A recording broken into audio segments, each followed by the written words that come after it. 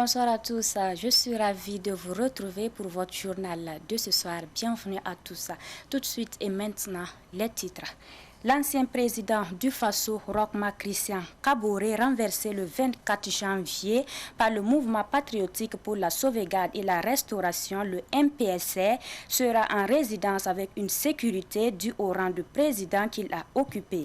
Selon le ministre en charge de l'Éducation nationale, porte-parole du gouvernement, Lionel Bilgo, il est normal d'assurer la sécurité du président Kaboré, d'assurer son intégrité physique et psychologique. Les détails à suivre dans ce savant soir. Et puis, dans le cadre du renforcement des moyens de lutte contre le faux et la fraude fiscale, la facture normalisée entre en vigueur pour les petites et micro-entreprises. Ce système leur permettra de tracer et d'authentifier la facture émise. Issa Oumar Atie nous donne les détails dans un instant. Au menu de ce savant soir, également, nous parlons du lancement de la visite médicale annuelle gratuite des retraités et des conjoints survivants des retraites de la CARFO et de la CNSS au titre de l'année 2022. Une fois de plus, bonsoir et merci de choisir Savant TV pour vous informer. La grande inquiétude du gouvernement burkinabé, c'est la situation sécuritaire, humanitaire et la corruption, a affirmé le ministre porte-parole du gouvernement Lionel Bilgo cet après-midi au cours d'une conférence de presse. Daouda Yamiogo y était, il nous en dit plus. Lors de ce point de presse, le porte-parole du gouvernement n'est pas passé par quatre chemins dans sa réaction concernant la durée de la transition jugée trop longue par la CEDEAO.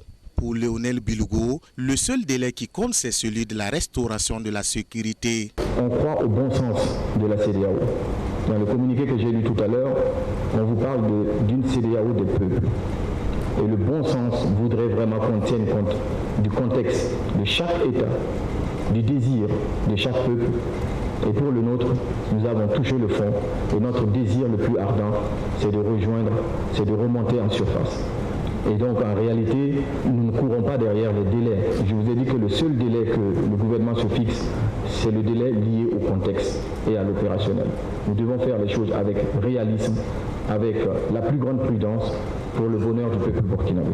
Concernant l'ancien président Roch-Marc Christian Kaboré, le porte-parole du gouvernement a affirmé qu'il est bien traité et est en sécurité. Pour quelqu'un comme le président Roch-Marc Christian Kaboré qui a eu à occuper un haut rang dans notre pays, il est normal que nous assurions sa sécurité et que nous prenions toutes les précautions, je dis bien toutes les précautions, pour garantir son intégrité physique, psychique et morale.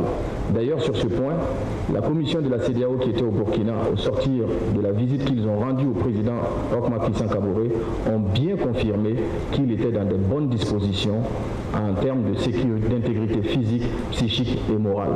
C'est notre devoir et le devoir du gouvernement justement, c'est d'assurer au président Roch-Marc Christian Kaboré une sécurité pleine et entière. L'éventualité d'une collaboration avec la Russie dans le cadre de la lutte contre le terrorisme n'est pas à l'ordre du jour, selon le porte-parole du gouvernement.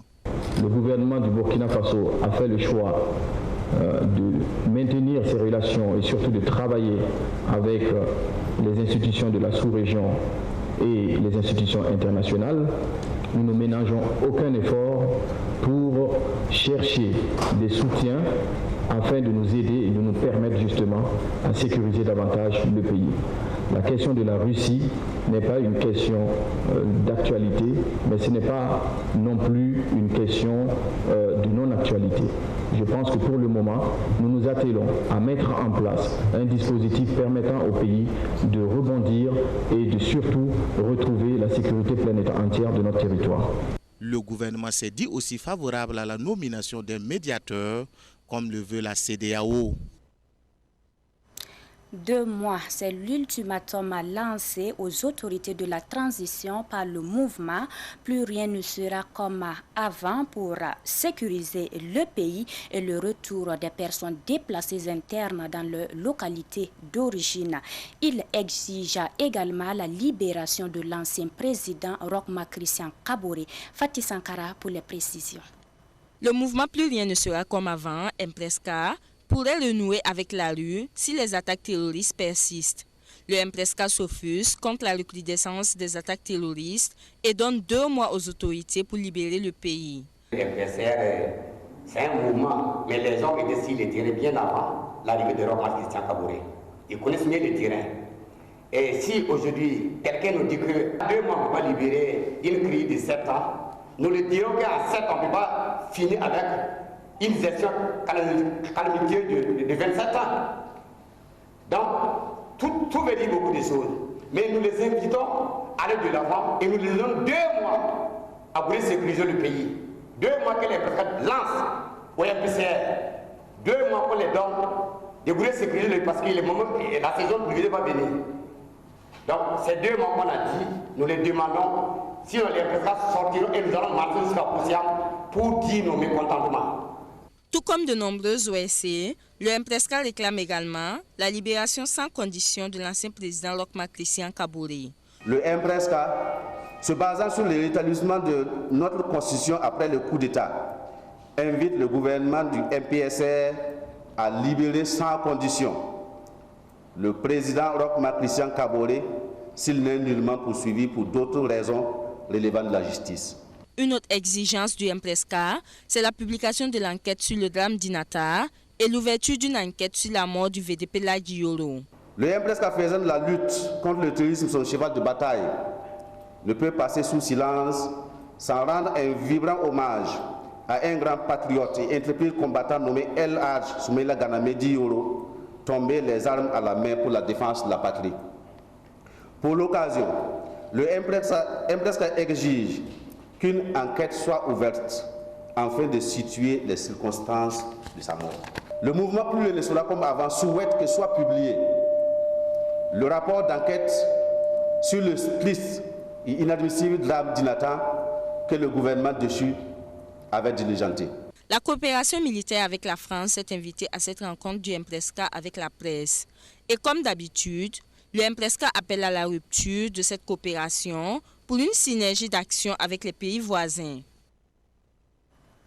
Daouga, dans la commune de Pisila, province du San-Matenga, a subi une nouvelle attaque dans la nuit d'hier à aujourd'hui qui a causé des pertes en vies humaines. Selon des témoignages, des hommes armés ont fait irruption dans le village et se sont attaqués à la population. On déplore une dizaine de morts et 4 blessés graves. Ces attaques récurrentes ont amené plusieurs personnes à fuir le village à destination de Kaya pour la plupart d'entre elles.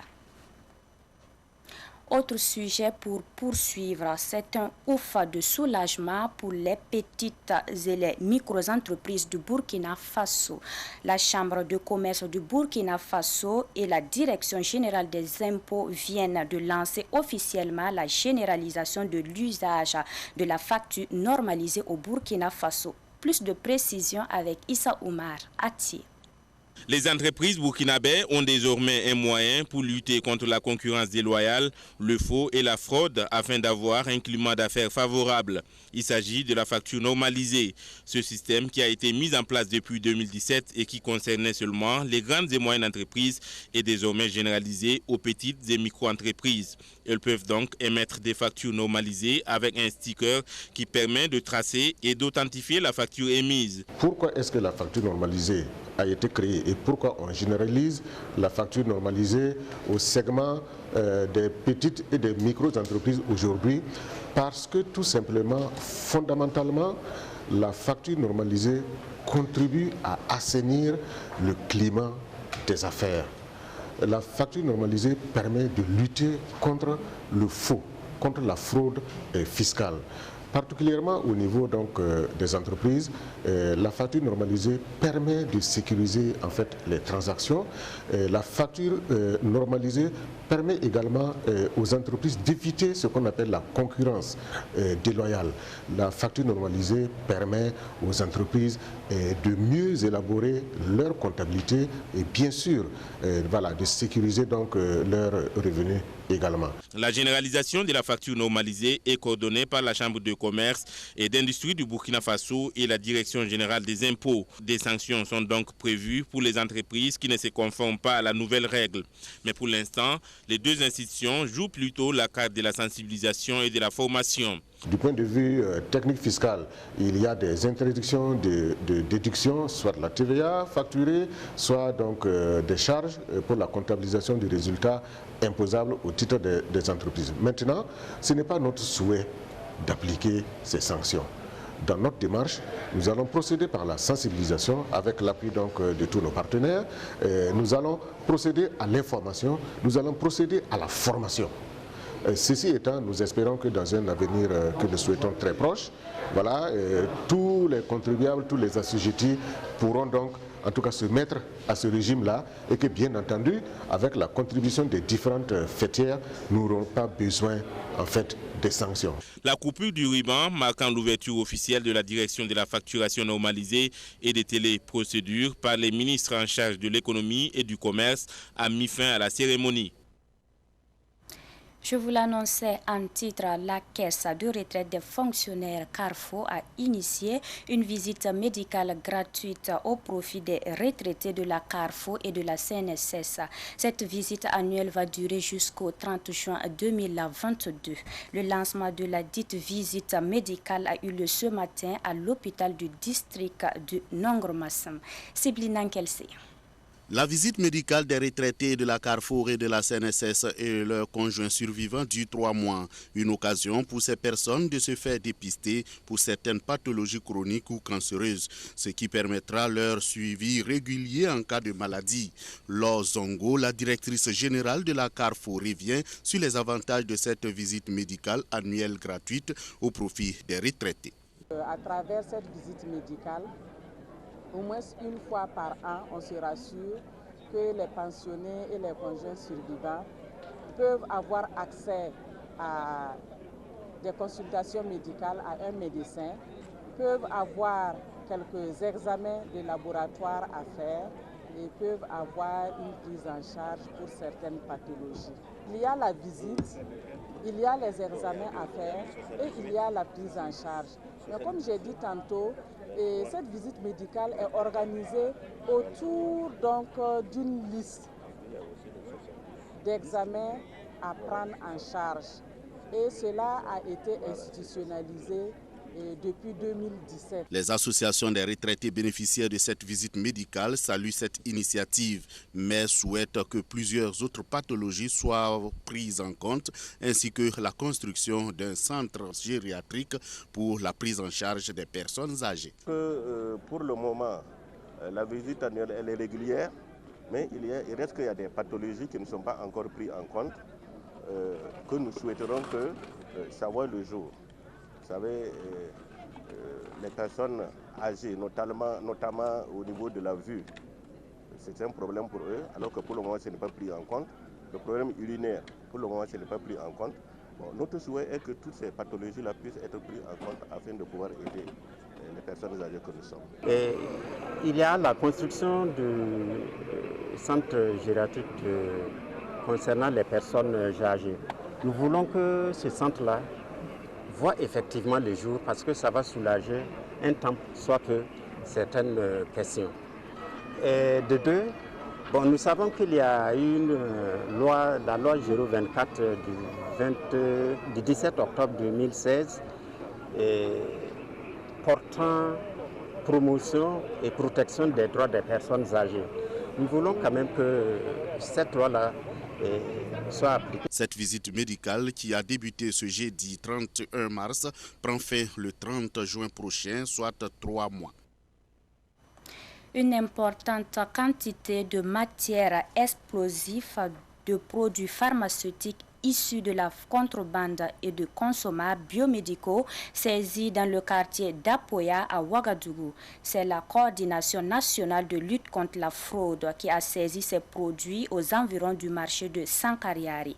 Les produits pharmaceutiques sont estimés à 300 millions de francs CFA et les produits explosifs à 40 millions de francs CFA.